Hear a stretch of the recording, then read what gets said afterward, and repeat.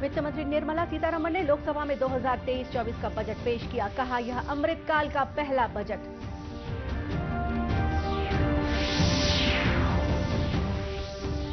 Budget में tax छूट की सीमा बढ़ी। वित्त मंत्री ने कहा, ग्रामीण क्षेत्रों में एग्री स्टार्टअप्स खोलने के लिए कृषि बढ़ावा कोष स्थापित किया जाएगा।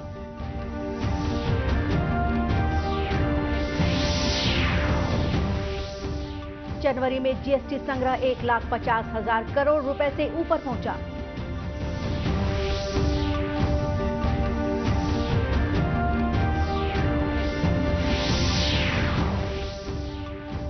और राज्य में साल रिकॉर्ड 107,51,000 से अधिक मीट्रिक टन धान की खरीदी।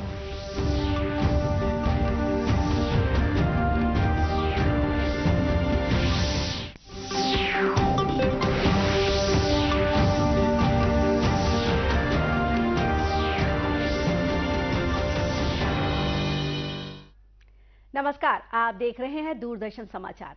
मैं हूं गोपा सान्याल और अब समाचार विस्तार से। वित्त मंत्री ने आज लोकसभा में वित्त वर्ष 2023-24 का केंद्रीय बजट पेश किया। नरेंद्र मोदी सरकार के दूसरे कार्यकाल का यह अंतिम पूर्णकालिक बजट है।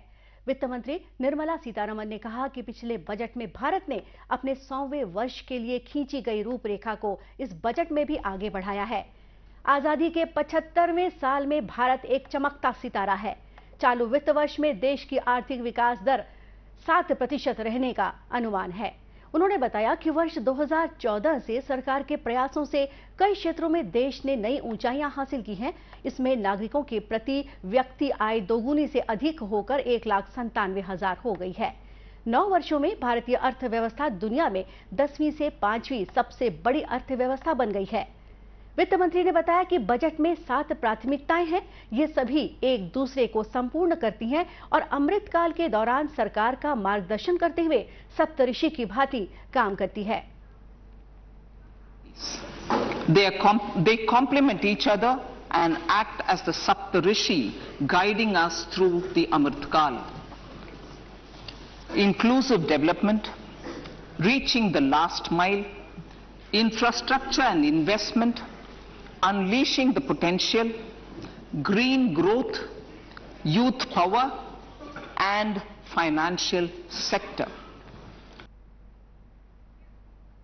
बजट में आयकर दाताओं को भी राहत दी गई है।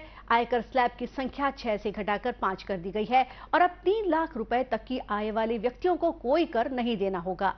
3 से 6 लाख रुपए तक की आय वाले करदाताओं को 5% की दर से कर का भुगतान करना होगा।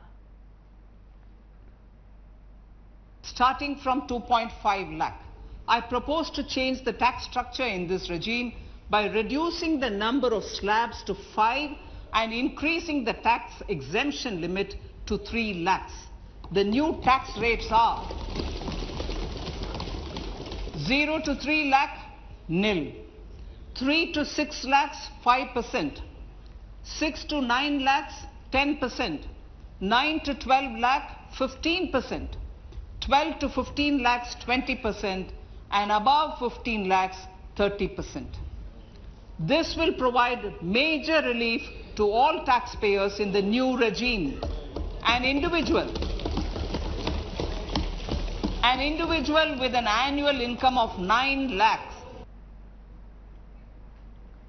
वित्त मंत्री ने बताया कि सरकार अगले 3 वर्षों में 740 एकलव्य मॉडल आवासीय विद्यालयों में 38,800 अध्यापक और सहायक कर्मी नियुक्त करेगी।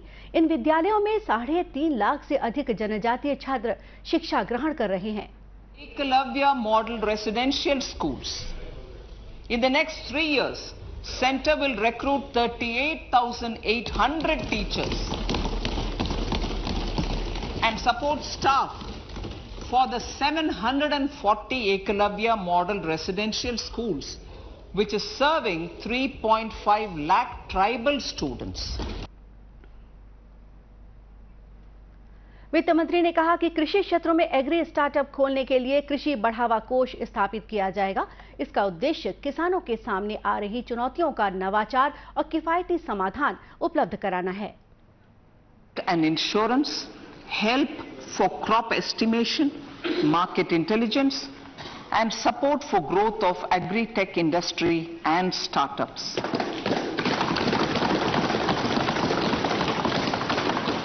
An agriculture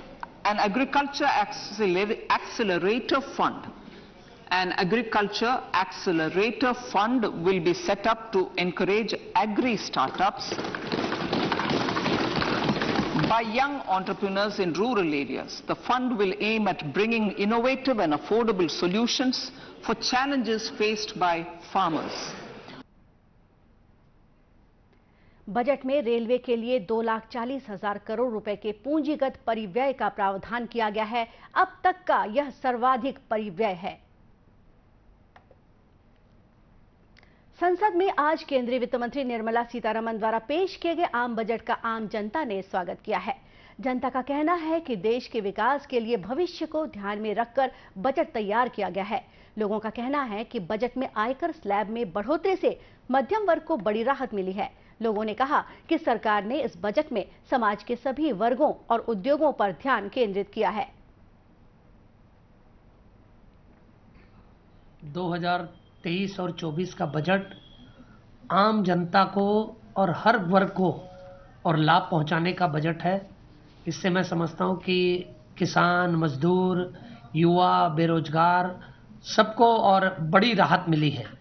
खास करके अगर कृषि पर देखें तो मत्स्य पालन, पशुपालन, डेयरी, इस पे 20 लाख करोड़ का और ऋण की बढ़ोतरी करने का सरकार ने प्रस्ताव रखा है। आज कृषि के क्षेत्र में बहुत ज़्यादा ध्यान दिया गया इस बजट में, और रक्षा के ऊपर तो हर वर्ष की तरह इस बार भी ध्यान दिया गया है।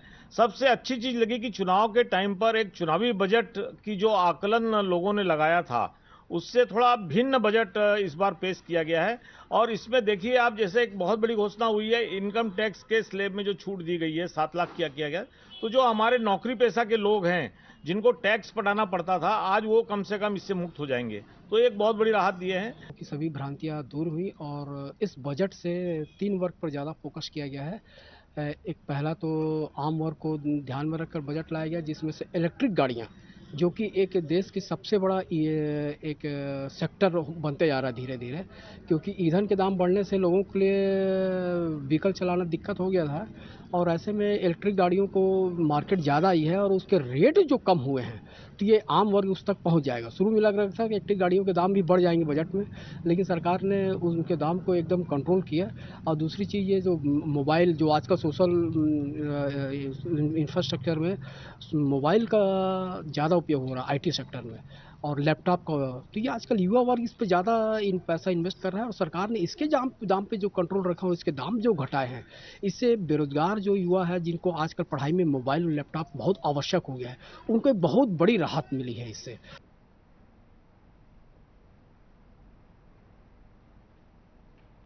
मुख्यमंत्री भूपेश बघेल ने आज अपने निवास कार्यालय में विभिन्न विभागों के बजट की तैयारियों की समीक्षा की। सबसे पहले लोक निर्माण, गृह, जेल, धार्मिक न्यास और धर्मस्व पर्यटन विभाग के बजट की समीक्षा की गई।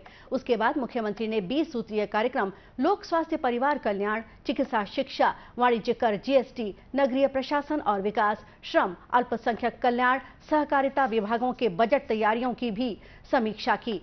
बैठक में विभागीय मंत्री और अधिकारी मौजूद थे। इस वर्ष जनवरी महीने में दूसरा सबसे बड़ा कुल वस्तु और सेवा कर GST संग्रह हुआ है, जिसने पिछले वर्ष अक्टूबर के दूसरे सबसे अधिक रिकॉर्ड को पीछे छोड़ दिया है। पिछले महीने में 1,55,000 करोड़ रुपए से अधिक कुल GST संग्रह हुआ। यह अब तक का दूसरा सबसे बड़ा संग्रह है। पिछले वर्ष अप्रैल में 1,67,000 करोड़ रुपए का कुल संग्रह हुआ था। जनवरी के संग्रह में केंद्रीय GST की 28,963 करोड़ रुपए, राज्य GST की 36,730 करोड़ रुपए, समेकित GST की 79,599 करोड़ रुपए की हिस्सेदारी रही। वर्ष 2022-23 में तीसरी बार GST संग्रह 1,50,000 करोड़ रुपए से अधिक हुआ। राजधानी रायपुर में भारतीय जनता युवा मोर्चा का प्रदेश प्रशिक्षण वर्ग आयोजित किया गया।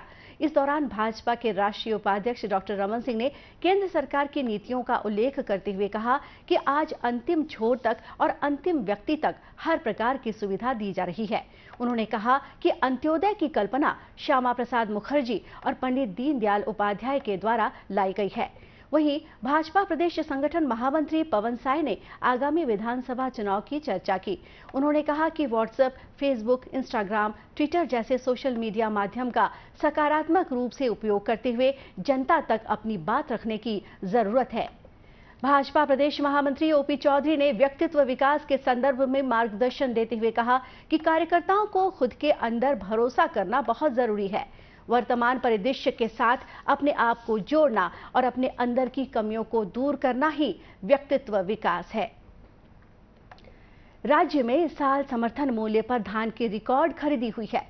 कल खरीदी अभियान के अंतिम दिन तक 107,51,858 मीट्रिक टन से अधिक धान की खरीदी हो गई थी।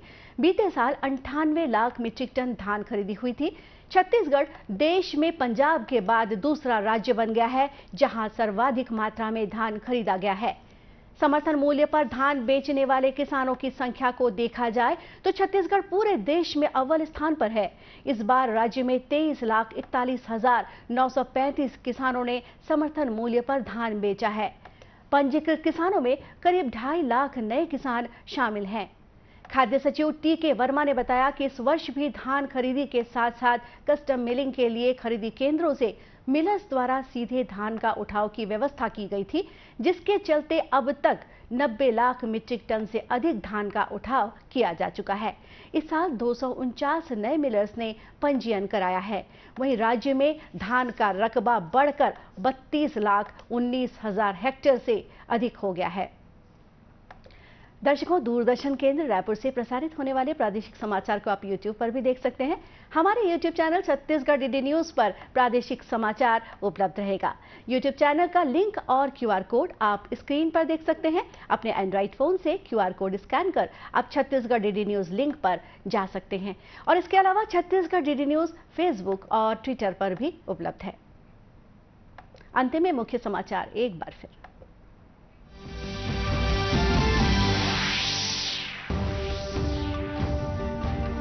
वित्त मंत्री निर्मला सीतारमण ने लोकसभा में 2023-24 का बजट पेश किया। कहा, यह अमृतकाल का पहला बजट।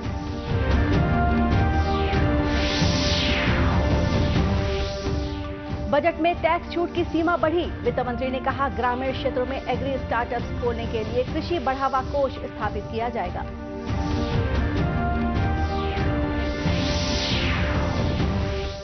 जनवरी में जीएसटी संग्रह 1,50,000 करोड़ रुपए से ऊपर पहुंचा।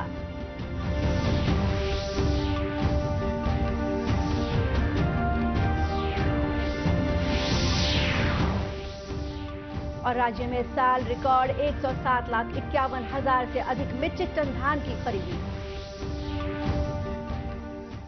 और इसी के साथ ये समाचार बुलेटिन यहीं समाप्त हुआ। नमस्कार।